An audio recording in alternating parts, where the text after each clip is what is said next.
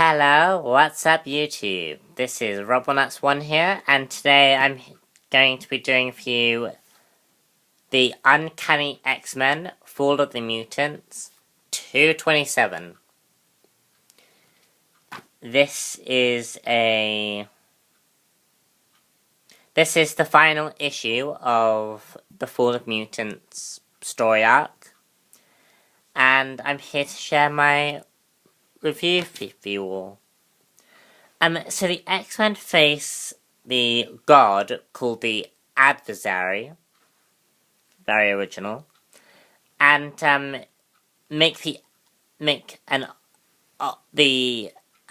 a final sacrifice that will change the status quo of the Uncanny X-Men. Forge casts a spell that essentially kills the X-Men, which is the final sacrifice, basically. And what they do is they basically lock the Adversary into a dimension gate, and then the goddess turns around and says, well, actually, it's not really going to hold him there, because he's a necessary force, and he's only going to be released in millennia into the future, and that the X-Men basically died for a god to only come back. It's really, really poor way to end a story, to be honest. Like, the X-Men kind of say they died, and according to the rest of the world, the X-Men are now dead. And that's supposed to be the huge change in status quo. And the X-Men will continue going like they have before. But were they dead? And like, why would they not go back to their own people? Like, this is what I get very, very confused about when I read this. Because it was like, well, are you dead or what? I did not get it. But the issue does have a good sense of closure. And,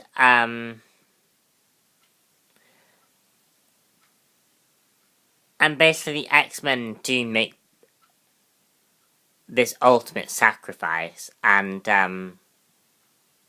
again, not much really changes in this issue. I wasn't really too impressed, to be honest.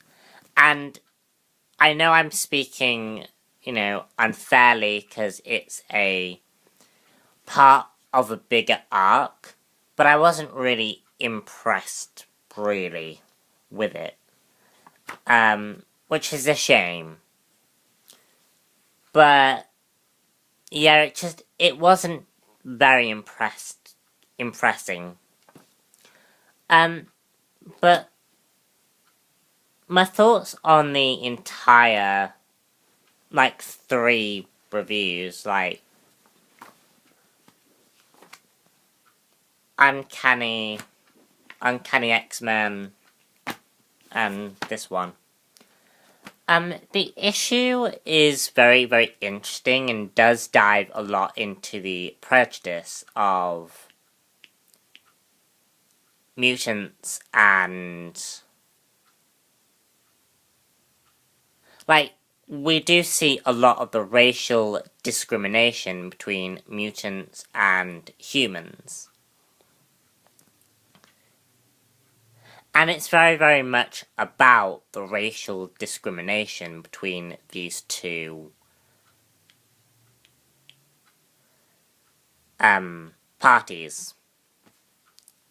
These two races. And some of that is very, very interesting. And I love Kloss's character arc. Because basically, Kloss's character arc is basically about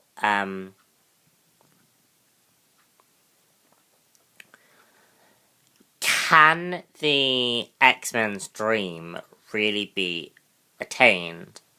And although we don't get a closure to that, we do see Kloss's, despite the fact that maybe Charles Xavier's dream cannot be fully realized, but he is going to stand there and protect the X-Men's dream, the X-Men, no matter what. And I really, really do like that. Because at the end of this issue, it's revealed that throughout the 3 issues, that Colossus wasn't supposed to be there at the final battle. And he was... Sorry for the background noise. And he was supposed to... And basically, because he was there, he changed the fate of the X-Men. And I do like that. I didn't like though that he was in the background of the story. Because really the main focal point becomes Storm and Forge, who do really just take over the entire story arc. Which is a shame, because I was really hoping that this would be a Colossus story, since that's what I thought it was going to be.